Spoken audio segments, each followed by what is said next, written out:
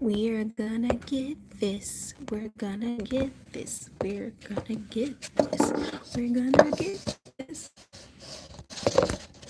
One of these days. Oh, actually, Thursday I got it. Let's see.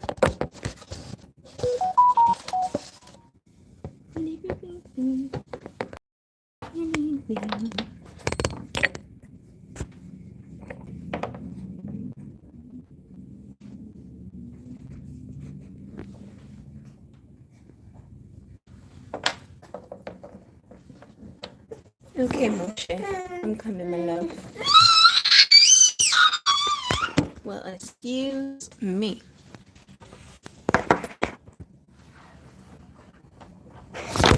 Oh, so close.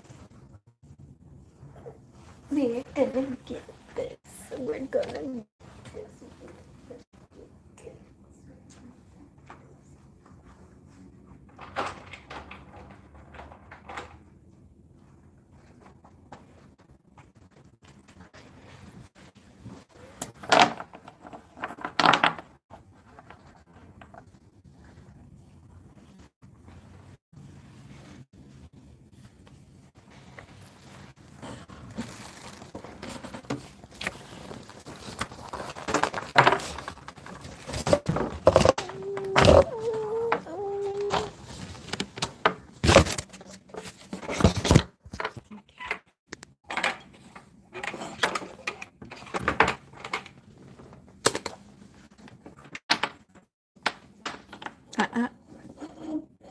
That's not for you, my love. It's not for you, Moshe.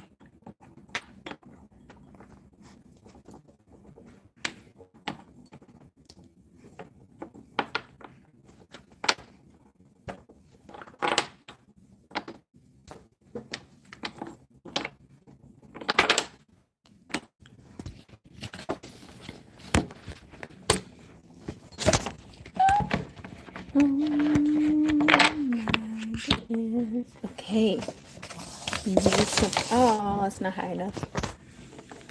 Okay, let's see.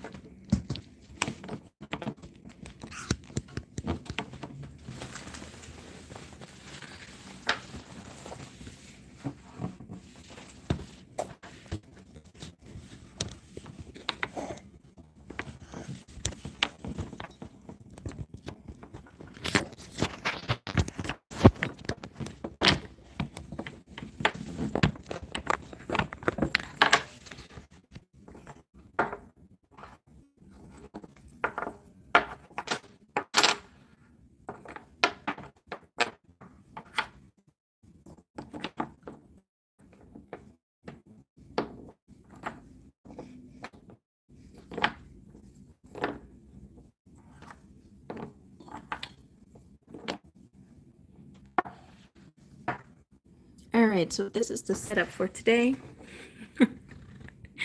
I left my tripod, so we're gonna make it work.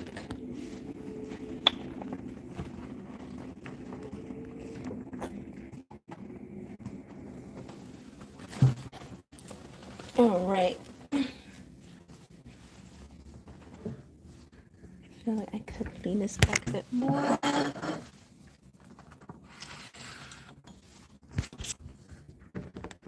Okay.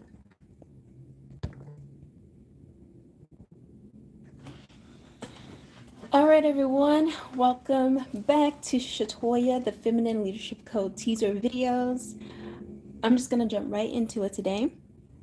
What was the experience that made you feel... Yes, turn it up. That's where you are. What was the experience that made you feel that being a woman was not enough to protect yourself, to earn credibility, to earn respect, or to gain a position of power? I will wait for you to comment that below. Comment below, what was the experience that made you feel that being a woman, I'm gonna say it one more time. What was the experience that made you feel that being a woman, your femininity, your softness, your gentleness, all that comes with womanness, was not enough to protect yourself, to earn credibility, to earn recognition, to earn respect, or to gain a position of authority and power? Comment that experience below.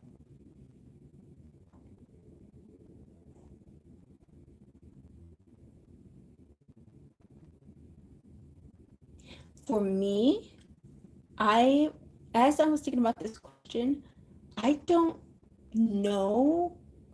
I don't believe, because I thought about this. I was thinking about this all week to see what my answer would be. And I don't believe I ever had a instance where I felt that being a woman was not enough, but I did feel that being a woman would not get me where I wanted to be, where my softness, my gentleness, my kindness would be taken for weakness. And so if I were to operate as a woman, it would be a barrier. I wouldn't get to the place I want to be as quickly, as fast, than if I decided to be a bit more aggressive, a bit more hard, harsh, stoic, uh, less emotion. If I were to do that, I felt I would get further. So I don't think I ever devalued womanhood. I just felt that there was a better alternative way, a quicker way. I would say that was a quicker way to get to where I wanted to be. But I always knew femininity, womanhood was valuable.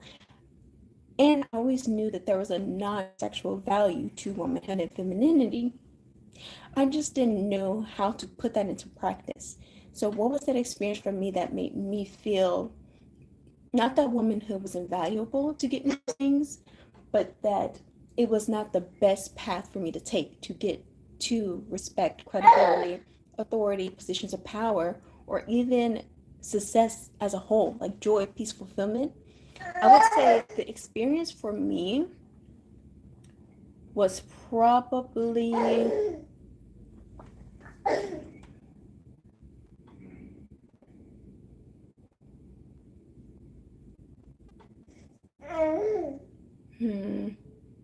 I still don't really know.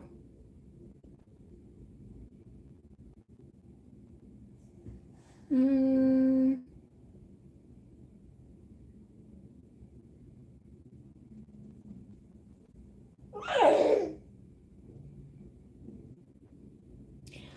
I would say the experience for me was probably when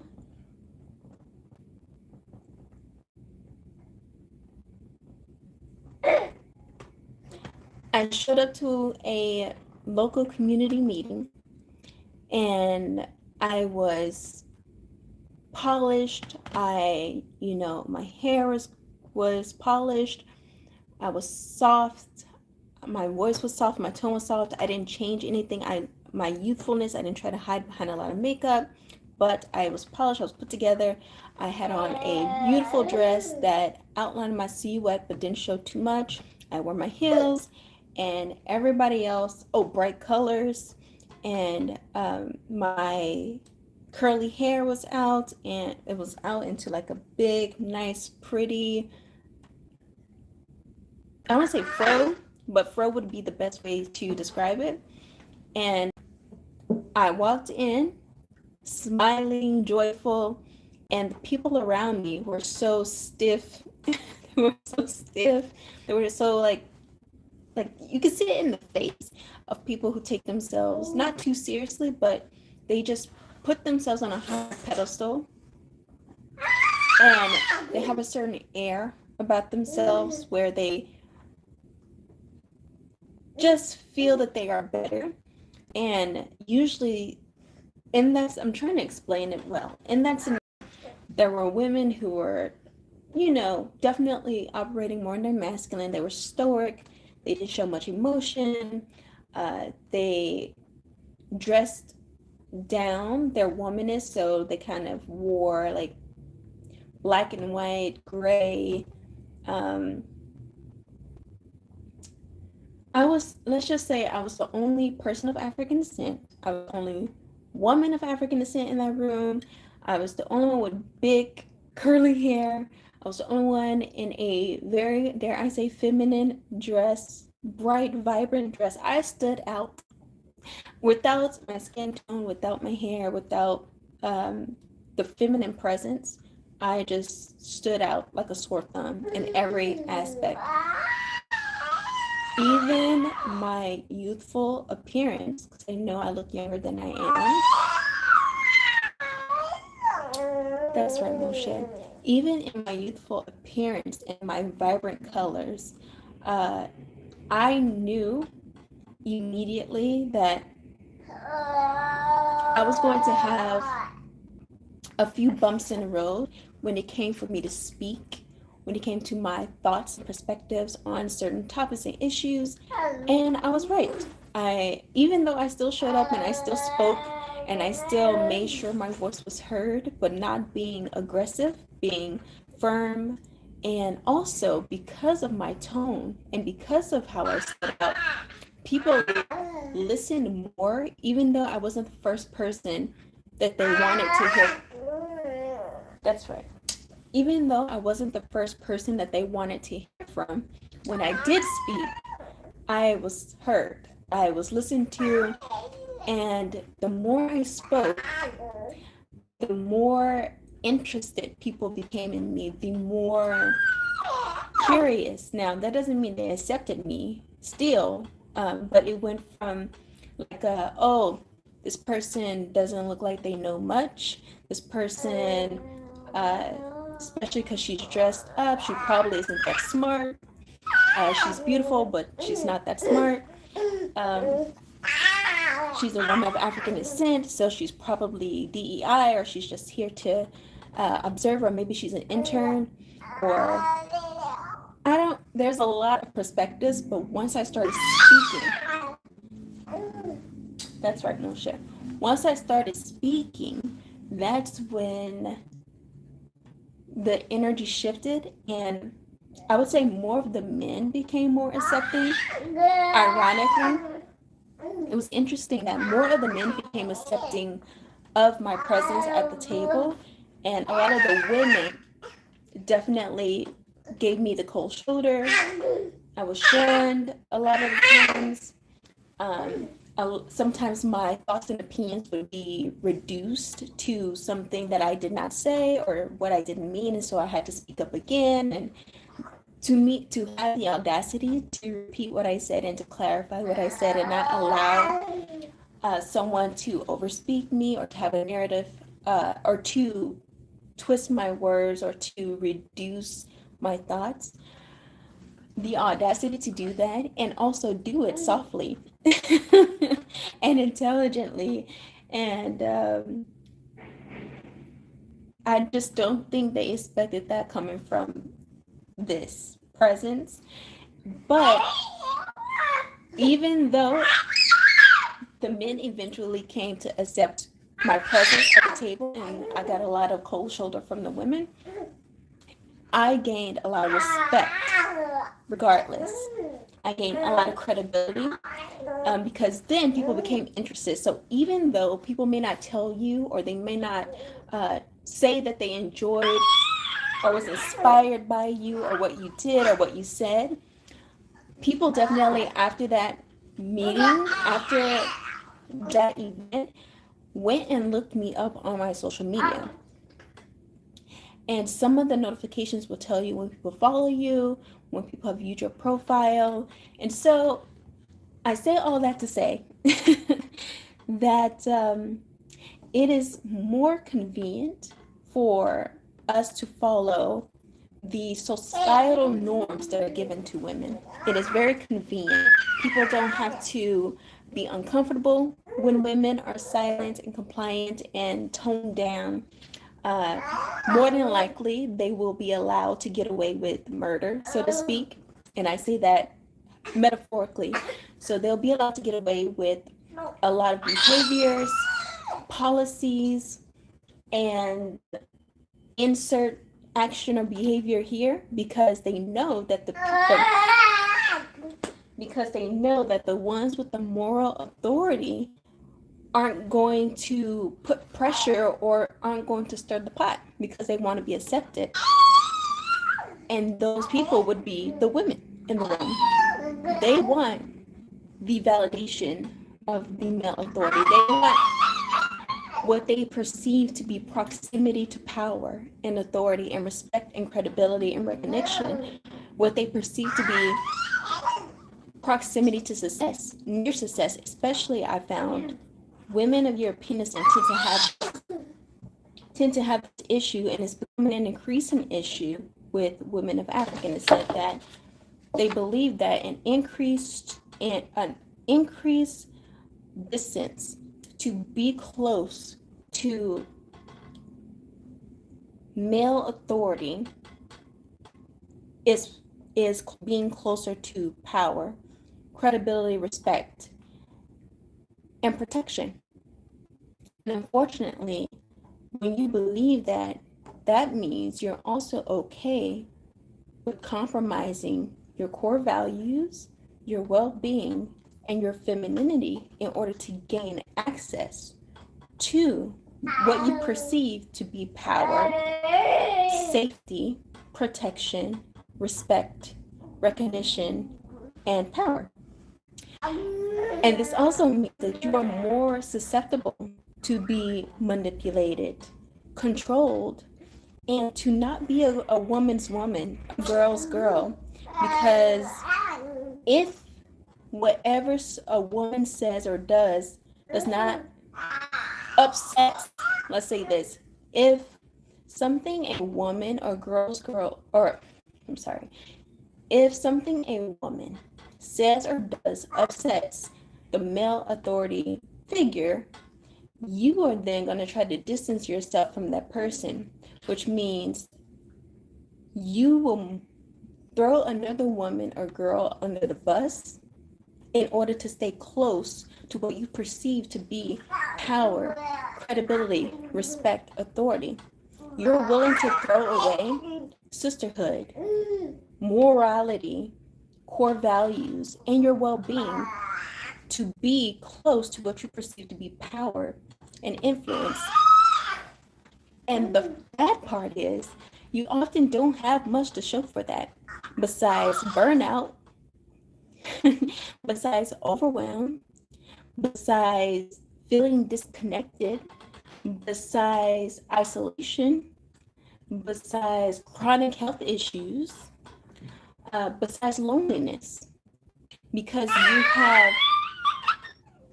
you have abandoned your highest, Moshe.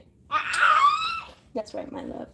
You have abandoned your highest self so that you can get what you believe you have accepted, operating in one of the lowest versions of yourself in order to attain what you deem success.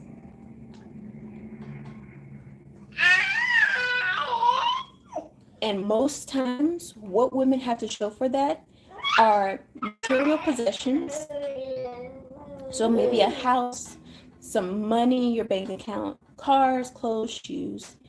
But you don't have what you truly want, which is love, authentic love, not transactional love, where if you get something, give something, then you get something. It's you want true, genuine love. You've been given that up for these material possessions. You've given that up for your well-being. Authentic quality relationships. You've traded in truth-telling for performing so that you can again get what you believe is power and authority and credibility and recognition. And you've abandoned sisterhood because you've thrown other women under the bus in order to again get access and to get close to what you believe will be power, credibility, authority, and influence. And if you really sit back and think about what you have to show for abandoning yourself and your fellow sisters, especially those of African descent, if you really sit back and consider what the benefits you have gained versus the cons, I can guarantee it is not worth it. And if you're being honest with yourself, you know it's not worth it.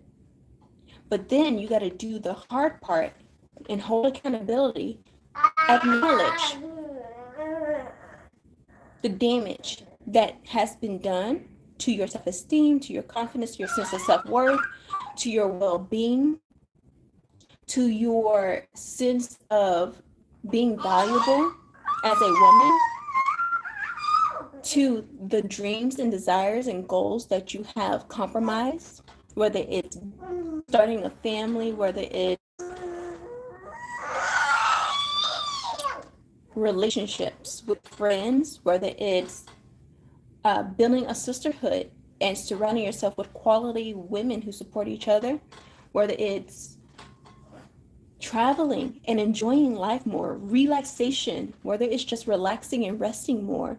Consider what you have traded in, what you have given up, and what you have abandoned to get access, the approval of, and the validation of male authority and power. What you have abandoned and traded in by performing masculinity, by performing masculine strength, by putting on this mask and this facade and abandoning your femininity. What you have gained versus what you have lost is incomparable. And quite frankly, it is essential for the stoic male model of leadership to be upheld. It is important for you to be silent when there is poor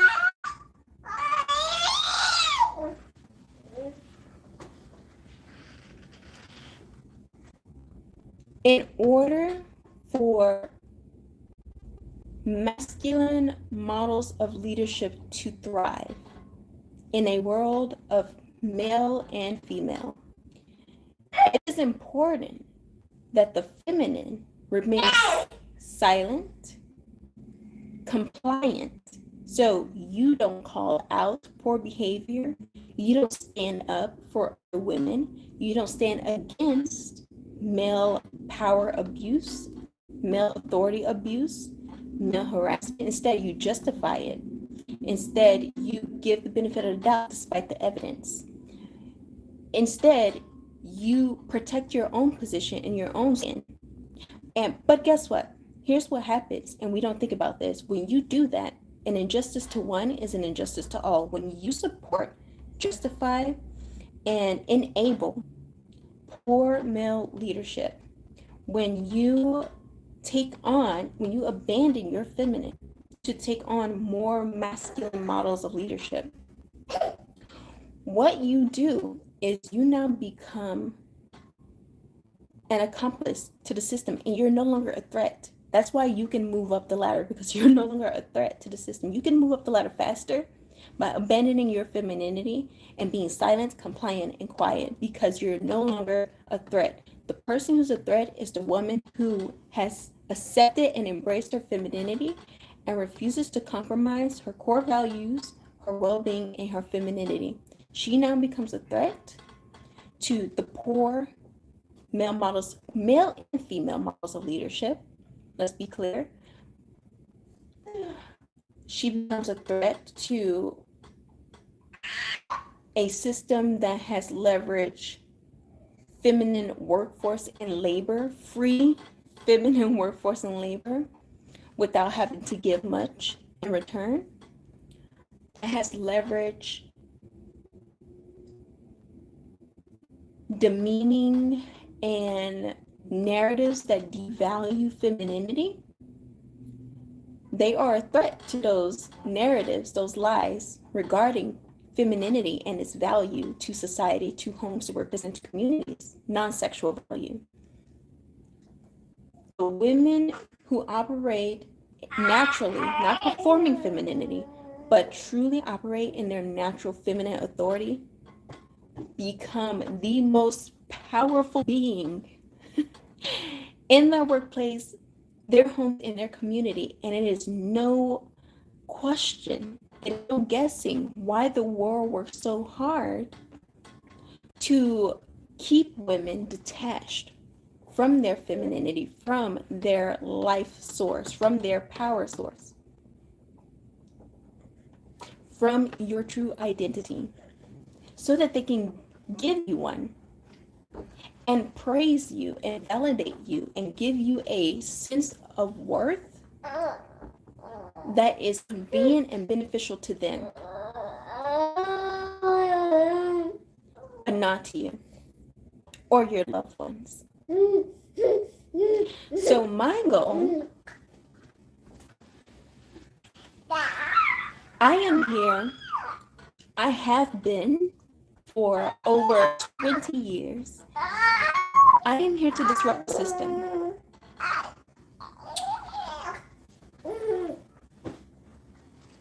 I am here to disrupt the patterns and the outcomes of the system in the lives of women who truly want to make a positive impact, who want to be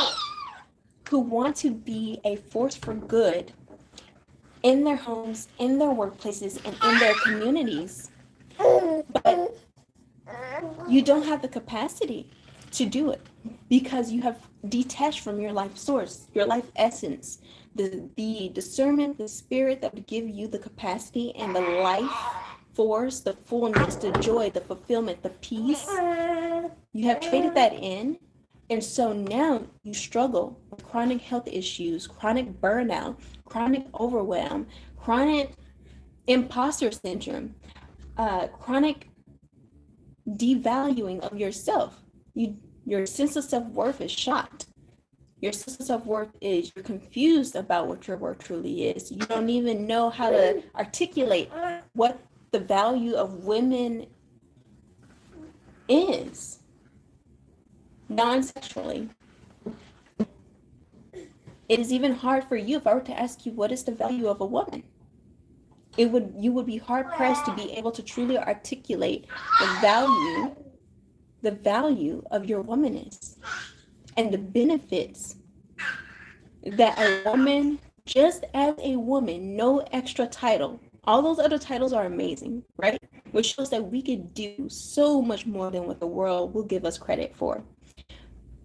Those titles are wonderful, but the most important one that you have is woman. And if I asked you, what is the value of a woman? What are the benefits of a woman to society? It is unfortunate, but in my experience, women are hard pressed and find it very challenging to be able to articulate simply what is the value of a woman and what are the benefits of non-sexual benefits of women to society. So if you resonate with this and you can relate to this and you want to change it, so not just accepting this as the truth, not just saying this is so right, you are so right, I struggle with this, I've done this, I feel this. Instead of just stopping there, what are you going to do to now disrupt that pattern and disrupt the change? Because staying there is why generational curses are allowed to continue. Remaining in the training that you currently have will only continue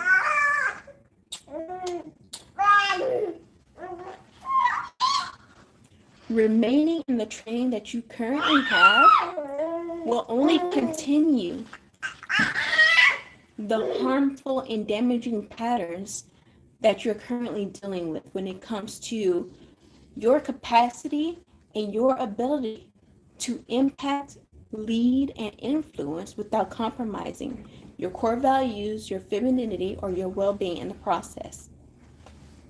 If you are a woman in leadership, think about this for a second.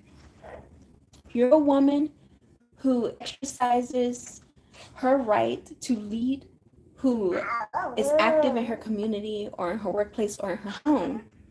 You're doing amazing things. Perhaps you have a lovely title,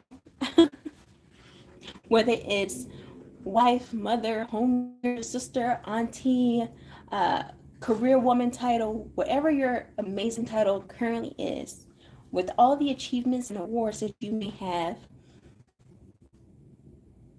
it is so important that you consider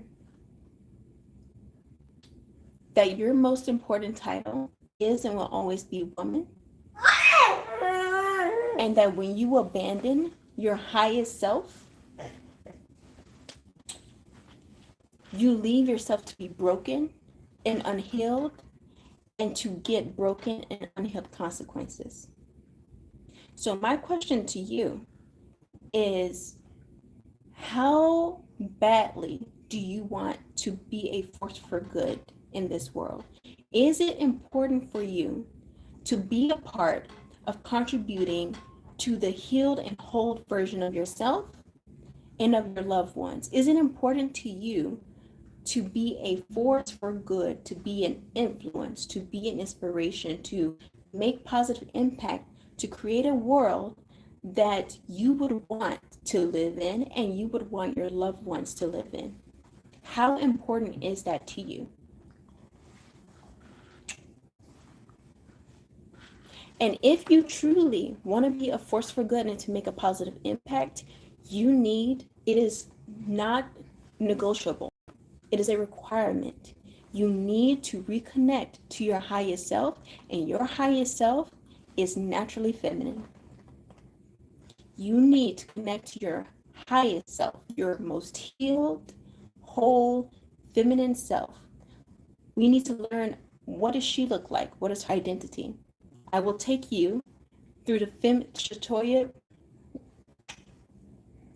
In Shatoyia, the Feminine Leadership Code, I've created a framework for feminine leadership success that includes the 3 principles to succeed in leadership. Bless the emotion. I have created a framework for you to learn how to lead, influence, and impact, to do all these amazing things in the world.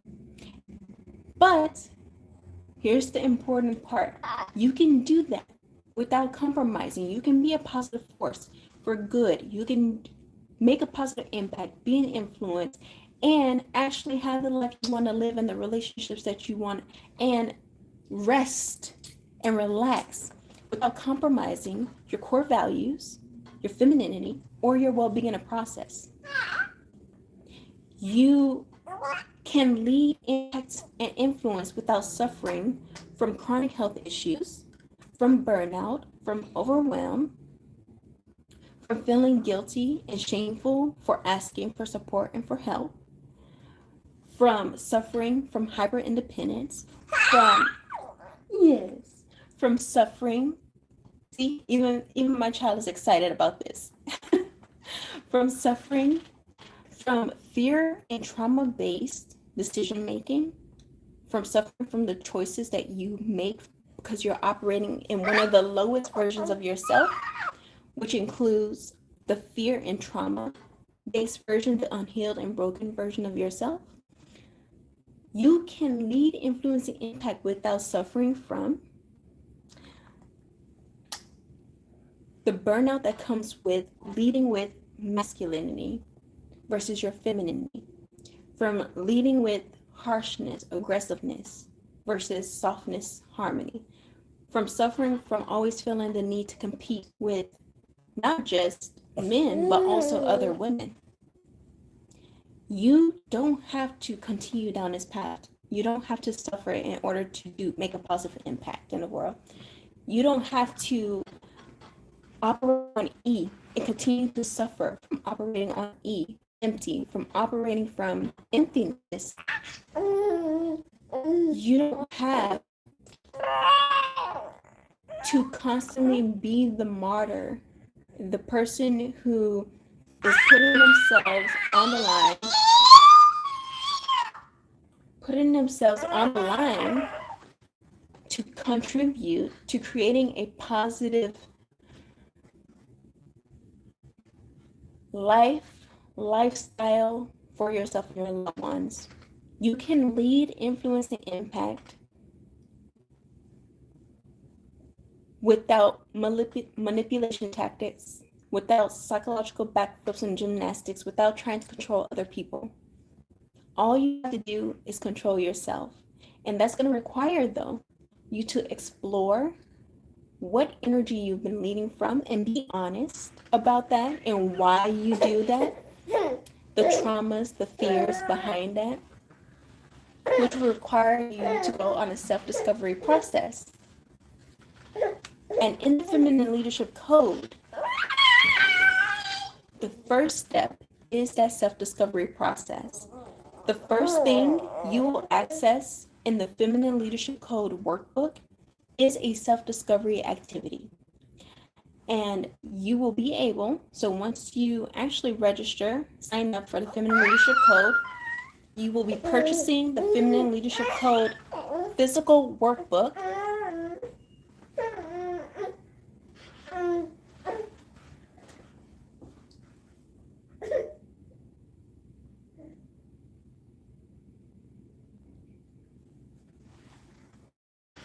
Once you sign up for the Feminine Leadership Code, you'll be purchasing the Feminine Leadership Code physical workbook, which will be mailed to you. And in that workbook are activities for each of the 3 pillars of feminine leadership success, which includes self-discovery. And you'll have activities that you can do prior to the event.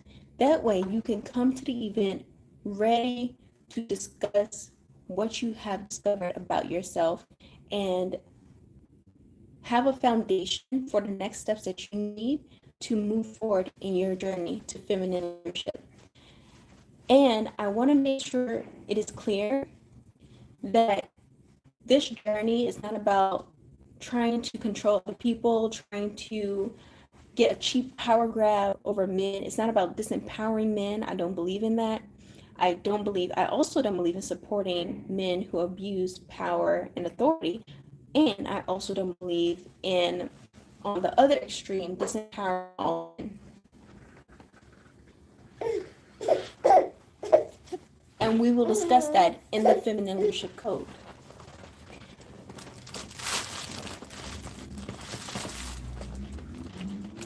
This journey is also not about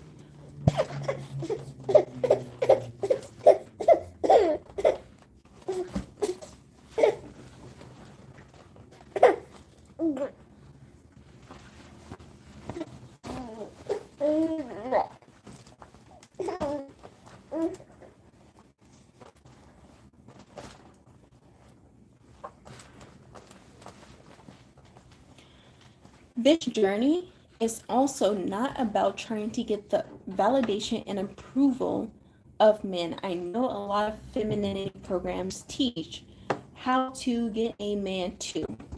I don't teach that. I teach how to leverage yourself, how to master yourself, your gifts and your talents, your divine feminine authority that was naturally given to you and gifted to you, how to tap into that, leverage that to lead, impact, and influence in your homes, your workplaces, and your community, all of the above, without compromising your core values, your femininity, and your well-being in the process. Most success programs require you to compromise one of those 3. It requires you to compromise. If you want to succeed, one of these usually have to be compromised: your core values, your femininity, or your well-being. This is a training program where you can still find success and actually not compromise either one of those things, and you will actually attain genuine success, the rarest luxuries on this planet: joy, fulfillment, and peace. And you can rest and relax. You can pour into yourself and fill your own cup without guilt and shame. and you can stop suffering from all these different common things with women in leadership: burnout, overwhelm, lack of sisterhood, lack of support, guilt and shame for asking for help, hyper-independency, imposter syndrome, all these things. So that sounds good for you. That sounds good to you. You can register for Shatoyia, the Feminine Leadership Code. It is a 3-day virtual retreat. You will have access to the recordings, even if you can't make it. So you still want to sign up for it. The recordings will be available for a limited time to people who sign up for the Feminine Leadership Code. All the recordings for the Feminine Leadership Code, which is done every month, will be available to everyone who signs up. So you'll be able to not only see this month's, but also future months' retreats. You can also join future months' retreats as well when you join this one, and that will be free of charge to you. You will have access to the Secure Your Crown community, where you will find the link to the retreat, the 3-day retreat this month and for future months. You'll also have access to the recordings in that community. You'll have access to other women who are also going on this journey. And you'll be able to actually chit-chat with me and communicate with me. I'm not usually regularly chit-chatting on my social media platform because I'm mostly in my Secure Crown community and investing in the women who are investing in themselves. So if you are interested in mentorship, feminine leadership mentorship, go ahead, sign up for Shatoyia Feminine Leadership Code, order your workbook. Price will increase over time. And if you have any questions, comments, or concerns, don't hesitate to comment below this video or email, which is the best email, Hello Shatoyia or Kingdom Women Finishing School, to get your question. And I look forward to connecting with you. So chin up, hand high, shoulders back, standards even higher. I cannot wait to meet you.